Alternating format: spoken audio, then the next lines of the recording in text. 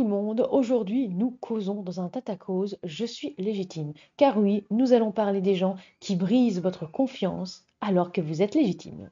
Alors pourquoi cette vidéo? Parce qu'encore récemment, j'ai eu une autrice qui a vu sa confiance brisée, son envie d'écrire fragilisée par un lecteur, une lectrice critique. Mais pas critique dans le sens bienveillant. Critique dans le sens je vais t'enfoncer 6 pieds sous terre pour que plus jamais tu ne te relèves. Notez un petit peu tout de même cet air théâtral. Donc nous allons discuter aujourd'hui à cœur ouvert de ceux et celles qui brisent notre confiance. Déjà, évidemment, et comme toujours, ça va sans dire, je ne parle pas des personnes bienveillantes, sincères, qui mettent les formes ou qui argumentent leurs propos. Prenons par exemple avec les BL. Les retours comme il y a un enchaînement similaire disgracieux, il faudra revoir ce point, la fin est expédiée, tu pourrais peut-être essayer de voir ceci ou cela, etc.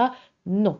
Je parle plutôt des personnes, il y a plusieurs profils d'ailleurs, qui vous veulent vraiment du mal, ou en tout cas pas du bien, et qui vraiment, on va dire, veulent vous briser. C'est parti pour la catégorie de la personne qui n'aime rien parce qu'elle veut tout réécrire. Ah, j'adore ça. Alors dans vos témoignages, il y a effectivement une personne qui a voulu rester anonyme et qui m'a soumis justement quelques lignes. Alors attention, je cite la personne et je pense que je vais un petit peu théâtraliser aussi sa réponse parce que ça m'a un petit peu amusé. Non mais tu vois, le thriller, il est bien un... Mais je trouve qu'il aurait fallu mettre un homme au lieu d'une femme.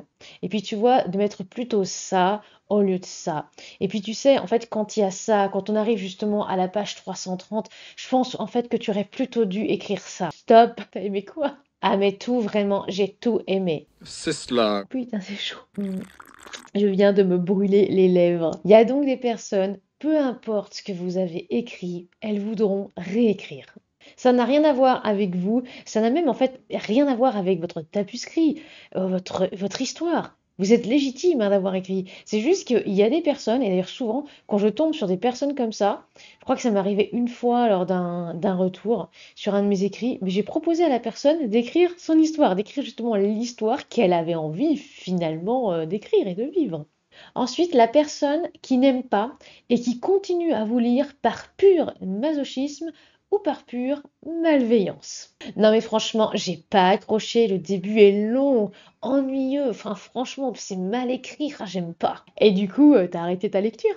Non, non, non, mais tu comprends. En fait, je voulais voir vraiment à quel point c'était nul. Et puis peut-être qu'après, ce serait moins pénible, moins chiant. Et puis, tu vois, je voulais vraiment en parler sur les réseaux sociaux et puis montrer en fait à quel point il y a des passages. Mais franchement, mais c'est grotesque, quoi. Ouais, donc te moquer ou peut-être que tu es maso. Alors, évidemment, il y a parfois, c'est fait sous forme d'humour. Je parle des personnes qui parfois vont vous lire et vont poster des extraits sur les réseaux sociaux mais juste pour vous enfoncer et juste pour dire, il faut surtout pas que vous lisiez cette personne, c'est même plus par rapport au livre, c'est par rapport à la personne, parce que rendez-vous compte de ce qu'elle pense en écrivant ça et ça, oh, et puis en plus elle laisse un tel dialogue, ah mais forcément on sait son fond de pensée, bla bla bla bla bla bla bla bla bla. C'est un petit peu pénible. D'ailleurs je crois bien que Justine CM en avait fait un moment un article, si j'arrive à retrouver l'heure de l'article évidemment que je vous mets dans les sources. Ça y est, le thé est à température, très très bon ce thé. Alors, c'est lequel? C'est le post party. Ça fait partie des sachets qui m'ont été offerts par Mirabelle Auréa et je l'ai retrouvé dans justement l'étagère. Je me suis dit pourquoi pas. C'est un thé vert. Je ne sais absolument plus ce qu'il y a dedans parce que le sachet, je l'avais lu le sachet, mais il n'est pas mauvais. Passons à la personne qui abuse de votre confiance ou de votre travail, voire de vous. Témoignage, là ce n'est pas un témoignage anonymisé, c'est le témoignage de Sophie Lim. J'ai grandi dans un milieu qui favorise l'excellence, mais qui brise aussi la confiance en soi. Éducation asiatique stricte et établissement privé élitiste.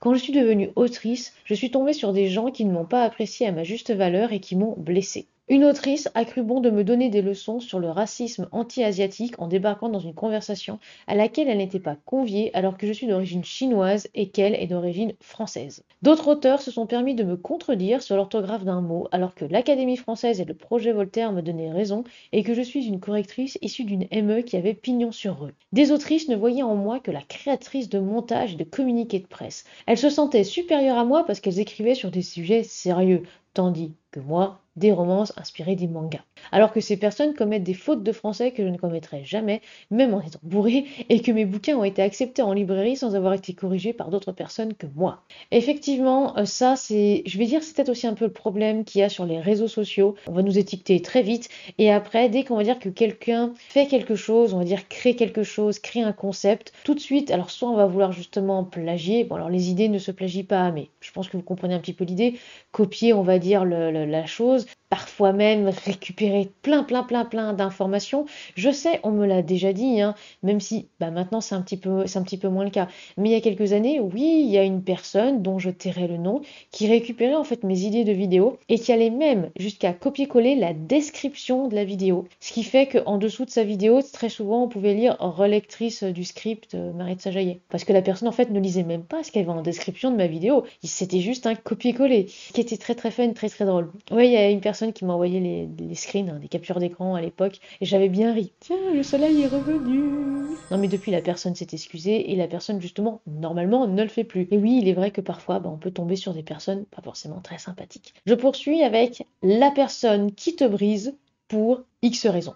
Il y a donc quelqu'un, donc concernant les briseurs de confiance, je pense que je peux en parler, même si je préfère rester anonyme. Il n'y a absolument aucun problème, hein, comme d'habitude, et comme je le dis à chaque fois justement que je vous demande des témoignages, vous pouvez très bien dire je préfère rester anonyme. Et puis avec moi, de toute façon, les secrets seront bien gardés. Puis, au bout de 2 semaines après justement avoir récolté les témoignages, vu que j'ai absolument gardé aucune trace, je ne sais même pas qui a parlé de ça. Moi, ça a été mes parents. Un prof qui avait balancé devant toute la classe quand j'étais en troisième et qui a sorti X se croit arrivée parce qu'elle passe en seconde, mais elle va se planter. Un prof de gym qui a demandé à toute la classe si j'étais débile. Et pour finir, une prof de français que j'adorais qui m'a sorti qu'un élève, un ami à l'époque, arriverait à tout et moi que je n'arriverais à rien. Ce n'était pas dit méchamment, mais ça m'a cassé. Plus, j'ajoute par rapport à ça, on a déjà dit à un moment à Sinus, qui est un auteur, laisse tomber, arrête l'écriture, tu gagneras plus de temps et d'argent en te mettant devant une bonne série. Et après, pour conclure justement, enfin je sais pas si je peux dire pour conclure, mais par rapport à cette catégorie, parce que je trouve que c'est quand même assez hard. Donc extrait d'un témoignage reçu cette fois-ci pour des raisons anonymes et aussi pour des raisons évidentes. Je préfère préciser, j'ai un peu modifié certains éléments qui auraient pu permettre d'identifier des personnes. J'ai eu un retour négatif alors que déjà je commençais à avoir des difficultés à écrire, j'étais moins régulière. Je participais à une communauté d'auteurs, il y avait des événements, etc. Je présente un de mes textes, du moins le début. Et mon idée pour ce projet de roman, c'était d'écrire une fantaisie, pourquoi pas d'une personne, d'un personnage justement dans l'histoire. En gros, respecter sa biographie, respecter globalement le contexte. Et j'adore la fantaisie, je n'ai pas envie de tomber dans des mois de recherche et que des biographies sur ces personnages ou sur ce personnage et des romans, il en existe déjà. Ce n'était, on va dire, pas le but. Et en tout cas, la personne historique sur laquelle justement on a envie d'écrire, c'était il y a très longtemps et dans un contexte particulier. Notez bien, il y a très longtemps et dans un contexte particulier. Ensuite, j'ai une personne qui m'a descendu en mettant en parallèle des thématiques entre hier, le passé, et aujourd'hui, qui n'ont aucun rapport. Et là, je fais une petite parenthèse aussi, parce que, alors ça m'est pas arrivé personnellement, mais il y a quelques années sur X, encore X, non j'y vais plus, hein, j'y vais plus sur X et sur Thread non plus, hein, j'y suis pas. Oui, il y avait quelqu'un qui avait écrit justement un ouvrage historique très romancé. Il y avait eu quand même quelques recherches, il y avait eu quelques petites choses, mais la personne avait clairement dit oui, je me suis inspirée du contexte, je me suis inspirée d'un personnage. En revanche, ce n'est pas du tout une biographie, ce n'est pas du tout, on va dire, très fidèle à la réalité, etc. Enfin, c'était quand même bien délimité.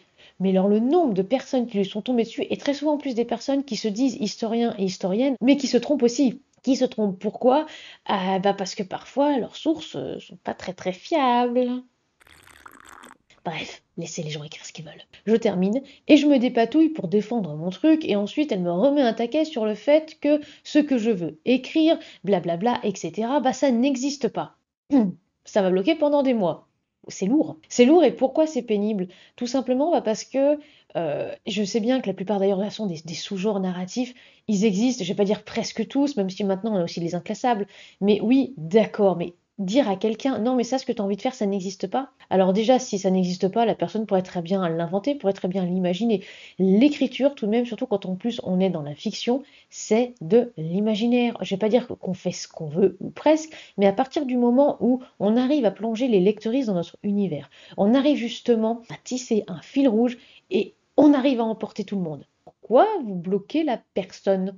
Et je retrouve aussi ça dans mes prestations où parfois il y a des autoristes qui se retrouvent bloqués, qui n'osent pas se lâcher parce qu'ils ont eu des mauvaises expériences, parce que souvent bah, il y a des personnes qui ne les ont pas soutenus et qui leur ont mis des bâtons dans les roues et bah, c'est dommage parce que finalement ça bride la créativité. Pardon, mais la créativité, c'est quand même un petit peu notre moteur, un petit peu comme la théine ou la caféine. Enfin bon, là-dessus, je crois qu'il n'y a pas trop de théine. Et je termine le témoignage, et c'est con parce que j'ai des copines qui m'ont lu, qui me lisent régulièrement, qui me soutiennent. Et même si le sujet est glissant, je ne vais pas le faire n'importe comment. Bref, ce que j'ai à reprocher à cette personne, c'est vraiment d'attaquer une idée, en somme. Et pour ce projet, j'ai choisi de respecter l'histoire, on peut dire avec un grand H, au maximum, sans pour autant me taper des années de recherche, parce que j'écris pas une thèse.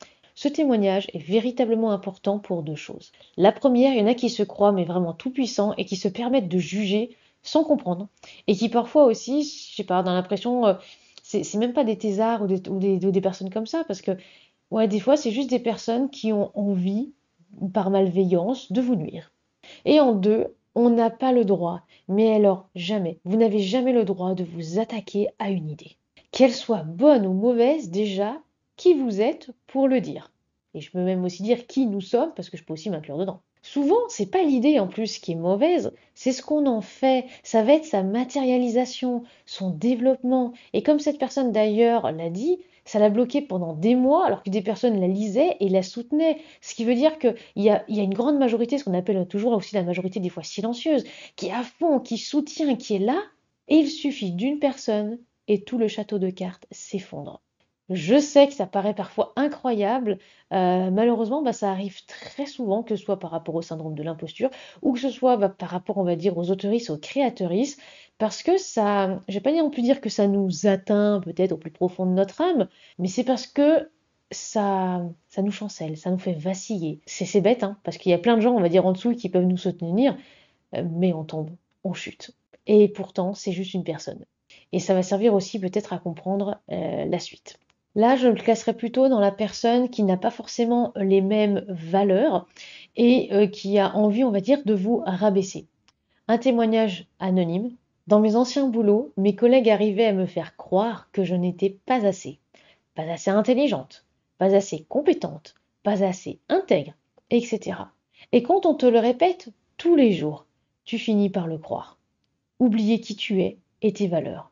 Tu ne te sens pas à ta place ou plus à ta place. Le problème, c'est que ce sont des manipulateurs et des manipulatrices. Ils peuvent te faire croire tout ce qu'ils veulent. Ils savent trouver leur victime idéale, celle qui ne se plaindra pas, ou en tout cas celle qui n'explosera pas tout de suite. Le regard des autres et leurs mots deviennent nos mots. MAUX. J'aime beaucoup cette phrase. Un jour, j'ai eu une prise de conscience et j'ai décidé de ne plus me laisser manipuler. Pas de grosse révolte, hein, simplement une prise de conscience et on va dire une distance qui a été prise vis-à-vis des personnes toxiques. Je fais exprès là de brouiller un peu les pistes, hein. Eh bien, sachez que quelqu'un m'a dit, on préférait votre personnalité d'avant, celle où j'étais un pantin. Je m'arrête là justement pour ce témoignage. C'est très courant et ça n'est pas non plus arrivé de cette façon-là à un moment dans le travail, mais quand vous acceptez trop de choses et qu'à un moment en fait vous voulez dire stop, vous voulez arrêter justement qu'on vous marche dessus, les personnes ne comprennent pas. Et parfois il y a même justement des personnes qui vont dire oh, ah mais t'es devenue méchante en fait, ah là là mais t'es plus du tout bienveillante. Alors si, je suis toujours, c'est juste que en fait au bout d'un moment bah vous écrasez justement mes valeurs, vous ne me laissez plus respirer et au bout d'un moment bah, je suis obligée de dire stop parce que vous avez trop abusé. Autre témoignage que j'intègre aussi à cette catégorie, une anonyme. Comment tu veux te sentir légitime quand des gens autour te font bien comprendre que ce que tu fais ne l'est pas? Que publier en ligne, c'est pas vraiment écrire. Que parler de son projet quand il progresse, c'est pas vraiment écrire. C'est pas vraiment avancer. Que ce que tu fais, c'est oui, non, bah j'aime pas, bof, sans rien de plus. Ou quand tu vois des gens passer sur ton contenu sans jamais réagir, comme si ça ne valait rien en vrai. Et là, du coup, ben, je me dis, j'aurais dû dire non et laisser ma place à une vraie auteurice. En gros, quand des gens font semblant de s'intéresser à ce que tu fais pour après tout ignorer, parce que souvent ce qu'il et elle cherchent, c'est qu'on s'intéresse à ce qu'ils et elles font, à elles, et finalement pas à toi. J'ai trouvé ça très intéressant parce que ça se retrouve aussi sur les réseaux sociaux. Le nombre de personnes, par exemple, qui vont scroller, qui vont liker. Moi, je sais qu'une fois, j'avais fait exprès de faire un post. Je vais pas dire un peu pour darglik, mais presque. J'avais posé une question dans la description. J'avais fait exprès, en fait, une faute dans le compliment beurre. J'avais prévenu Sophie Lim parce que sinon, je savais qu'elle allait me dire oh là là, mais quelle horreur et tout ça. Je l'avais prévenu et je lui avais dit on va voir combien de personnes voient la faute et combien de personnes, par exemple, vont réagir à cette faute, que ce soit de manière bienveillante ou pour quelque chose, en tout cas une réaction. Même avec le commentaire de Sophie Lim, au bout de quelques heures justement après la publication, non seulement personne n'a capté, alors il y a des gens qui ont vraiment pas capté, c'est-à-dire qu'il y a des gens qui ont lu, qui n'ont pas capté, ça c'est possible. Mais il y a un très très grand nombre de personnes qui, quand le jour d'après je leur ai dit, vous avez vu la faute hier, ont reconnu, ben, pas reconnu publiquement, puisque très souvent ils sont venus en MP. En tout cas, je veux dire quand même, je les applaudis pour leur courage, parce que venir quand même en MP pour me dire, je suis vraiment désolée, j'avais pas lu, ou en tout cas j'avais mal lu le compliment beurre d'hier. Oui, vous prenez pas le temps. Vous likez et vous passez à autre chose. Et ça, c'est dommage parce qu'effectivement, des fois, du texte, je pense à plein d'auteuristes là en tête, mais franchement, leur texte mérite d'être lu, leur texte mérite d'être connu, et bah, vous passez à côté. Vous passez à côté parce que, oh bon, on s'en fiche, hein. Ben non. Essayez de ne pas vous en foutre en fait des autres. Essayez vraiment de vous intéresser à ce qu'ils et elles font. Ensuite, là, c'est une théorie, je sais pas, je vais mettre peut-être un petit peu à part. Là, quand j'ai rédigé le script, je l'ai mis ce que l'on est, ce que les autres n'aiment pas ou ce qu'on n'aime pas. Au choix. Oui, vu que c'est un tatacos, de toute façon, c'est déstructuré, c'est tout, c'est comme ça. Déjà, là, je sors du lit, je prends mon.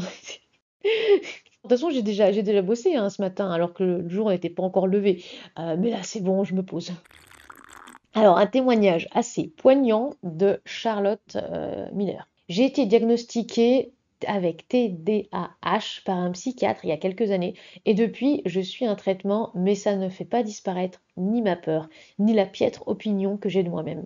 Je suis maintenant seulement capable de réaliser que j'ai eu peur et que j'ai fui. Depuis, j'ai pris conscience que j'avais peur de tout entreprendre, faire, dire. C'est une habitude si engoncée en moi que je n'arrive pas à m'en défaire. Au moment de passer à l'action, la peur me paralyse et la seule solution à laquelle je peux penser, c'est de prendre la fuite.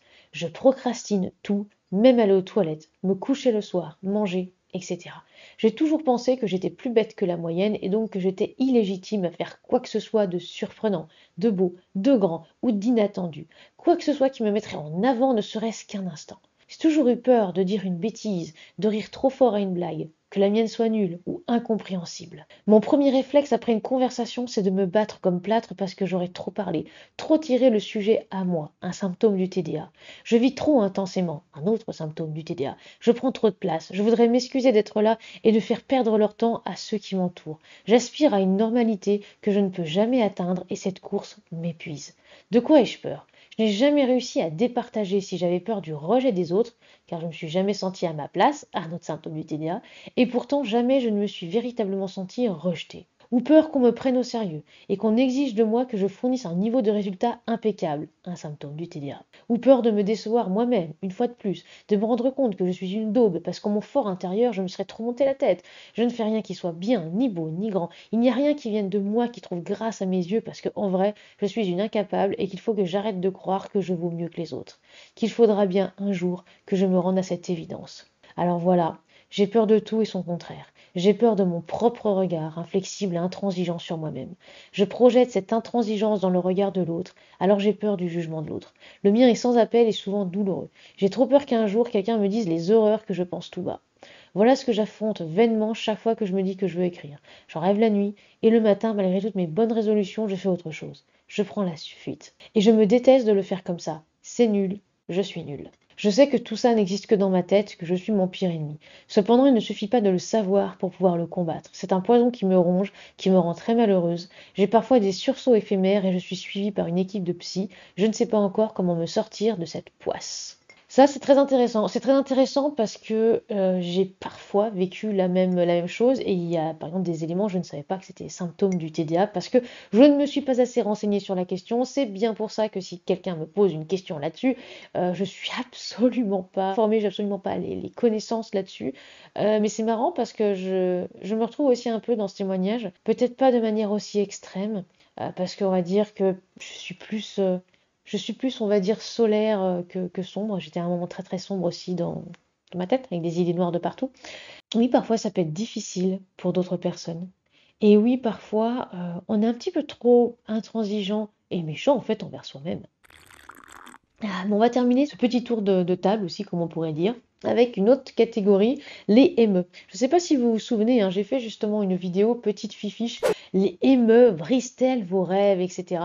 Mais il y avait pas mal de choses, ça avait fait pas mal réagir, car oui, parfois peut-être que les émeux brisent votre rêve, parfois vous visez peut-être trop, mais en tout cas, il y a pas mal de témoignages là-dessus.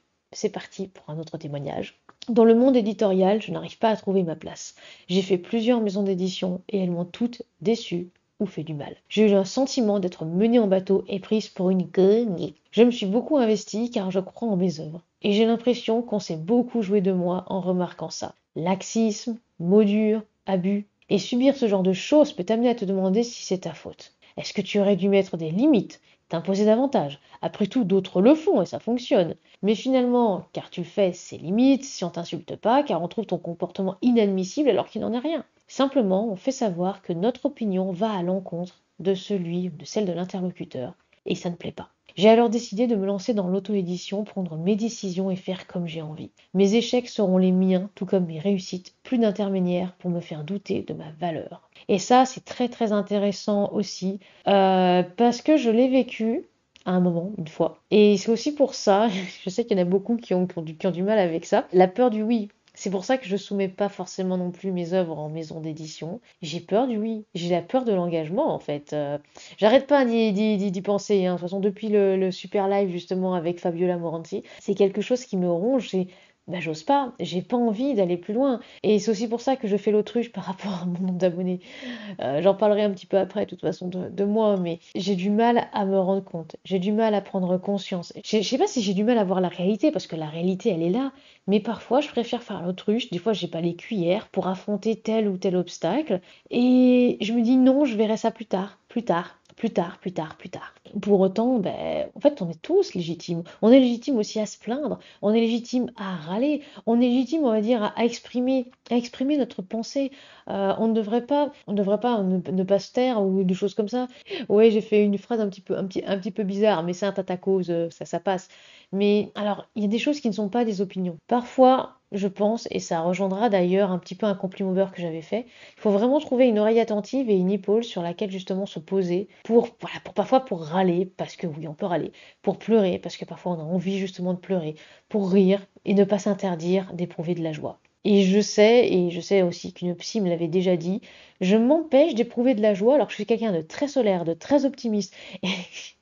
Mais vraiment, je vais pousser les autres. Je suis vraiment un guide pour pas mal de personnes. Mais pour moi, je n'ai pas envie d'éprouver de la joie. En fait, j'ai l'impression, et parce que je le sais, à chaque fois dans la vie, quand j'éprouve un petit moment de joie, il y a quelque chose de très grave qui arrive derrière. Donc, bah, j'ai pas envie d'éprouver de la joie parce que je me dis, non, mais c'est bon, il va y avoir une tuile qui va arriver, ça va être tellement énorme que je vais après m'effondrer.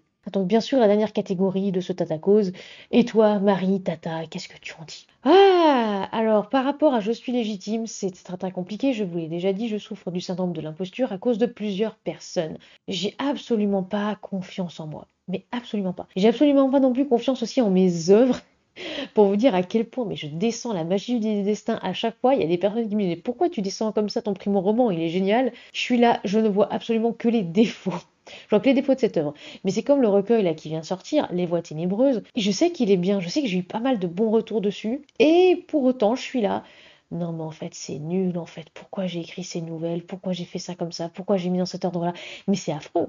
C'est juste affreux. Et je sais très bien que des fois, il y en a qui veulent même pas justement sauter le pas de l'édition, de l'auto-édition. Mais oui. Et là, quand j'ai écrit ce script, j'avais 13,2K d'abonnés. Je crois qu'au moment où justement la vidéo sortira, il y aura plus. Pour moi, en fait, c'est pas pour moi. C'est-à-dire que je comprends pas pourquoi est-ce que les gens me suivent. Ne partez pas. Je suis vraiment là. Pourquoi vous me suivez en fait? Je dis peut-être des choses parfois intelligentes, mais il y a tellement de personnes qui m'ont jugée inutile dans ma vie, incompétente, qui m'ont dit aussi que je n'entrais pas dans les cases, sans oublier effectivement le fameux jury d'un concours, hein, rédacteur territorial, hein, toi-même tu sais, qui m'a dit que si je pouvais pas aligner plus de 3 mots dans une phrase, j'étais inutile à la société, que je n'avais rien à faire dans l'administration. Être fonctionnaire n'était pas pour moi. Je le rappelle parce que pour beaucoup qui me suivent à l'heure actuelle, vous ne le savez pas, mais j'ai eu des difficultés de diction, des difficultés aussi pour parler. Les oraux ont toujours été catastrophiques pour moi. Je sais pas. D'ailleurs, je sais pas si un jour j'arriverai devant des personnes, puisque là je suis avec une caméra, avec justement Léo à côté. S'il n'y a pas un groupe de personnes, est-ce que je serais capable de parler avec autant de fluidité, autant d'aisance devant un groupe de vrais tardigrades et de vrais humains et humaines? Je ne sais pas. J'ai peur que le stress fasse que mon cerveau se soit un véritable trou noir et que mes bégaiements reviennent. Et là, je vais être incapable de parler, je vais être incapable d'aligner plus de 3 mots sans reprendre mon souffle, sans bégayer. C'est affreux parce que je sais que c'est un handicap qui m'a justement handicapé tout le long de ma scolarité, que beaucoup d'ailleurs de personnes ne comprendraient pas parce que bah oui, mais là tu parles, t'es bien là. Oui, là je suis bien, mais ne me mettez pas devant plusieurs personnes. Même si un jour on me propose de faire une conférence devant des étudiants et des étudiantes, je me dirais pourquoi pas. Parce que j'ai envie de voir justement si j'ai réussi peut-être à dépasser ça. Pour autant, je pense pas que j'aurais confiance en moi, hein, mais voilà. Bon, en tout cas, on fait quoi dans ces cas-là? Parce que à chaque tata cause, de toute manière, ok, on donne le contexte, on donne les choses. Surtout que là, on parle de oui, vous êtes légitime à écrire, vous êtes légitime à publier, que ce soit en ligne, que ce soit en auto-édition, en édition. Évidemment, il y a plein de choses à prendre en compte, hein, évidemment. Pas parce que vous êtes en auto-édition que ça y est, il y a liberté avec un grand L. Liberté, chérie. En fait, il faut que vous soyez dans une communauté de tardigrades. Chez les tardigrades, on est bien, on se met pas trop sur la poire. En tout cas, il y a une solution, Gamer Masqué sur Insta, et qui a dit justement quelque chose d'intéressant. Tirez de la force des gens qui vous sous-estiment ou vous tentent de vous dissuader. Leur plus grande peur est que vous réussissiez. En gros, faut tirer de la force, hein. Faut tirer peut-être aussi du courage. Toutes ces personnes-là, justement, qui vous sous-estiment, vous-même aussi. Vraiment. Arrêtez d'être trop méchant, arrêtez, on va dire, d'être trop intransigeant et intransigeante envers vous-même. Il y a beaucoup de personnes qui sont jaloux et jalouses aussi. Il y a des personnes qui ont peut-être aussi peur, effectivement, que vous réussissiez, peur que vous les dépassiez, peur finalement qu'ils ne soient plus indispensables. Alors que, est-ce que quelqu'un peut vraiment être indispensable? Finalement, tous les tardigrades sont indispensables, non? Bon, si vous n'êtes pas encore un tardigrade, ne vous inquiétez pas, à partir du moment où vous suivez cette chaîne, vous pouvez être accepté sur le vaisseau spatial. Bon, très très bon ce thé. La fin est quand même un petit peu plus acide. Autre témoignage anonyme, peut-être pour conclure. On a besoin de personnes qui nous tirent vers le haut et pas des personnes qui nous enterrent. Bah oui, quand j'éternue, c'est par 3 évidemment. Si, je me suis coiffée aujourd'hui. Je me suis coiffée. C'est juste que mes cheveux partent en vrille. On n'est que de passage sur Terre. Pourquoi passer notre temps à être mauvais les uns envers les autres? Sortons de notre vie la toxicité afin de mieux nous épanouir. Et je compte aussi, et effectivement sur vous, pour partager de la bienveillance, du positif, et pas trop, on va dire, de choses finalement négatives, noircies et obscures. Sauf si évidemment vous avez envie de discuter, vous avez envie de parler de ce qui obscurcit votre cœur, votre âme. Voilà, parfois il y a aussi des moments où j'ai envie de tout balancer, de tout dire, mais c'est juste ce moment-là. Après voilà, je prends du recul, je me dis ok c'est bon, je peux souffler, et c'est passé. Mais de temps en temps, la soupape a besoin effectivement d'être ouverte. En tout cas, j'espère que cette vidéo vous a plu. J'espère que vous aussi, vous vous sentez légitime et que vous soignez votre plume. On se dit à la semaine prochaine. Si vous voulez nous soutenir dans la production de vidéos, n'hésitez pas à réaliser un petit don directement sur la vidéo de la chaîne YouTube ou en vous rendant sur Tipeee ou Ko-fi. Tous les liens sont dans la description. N'oubliez pas de liker, de commenter, de partager cette vidéo et surtout aussi de soigner votre plume. À très bientôt chez Tatanexia.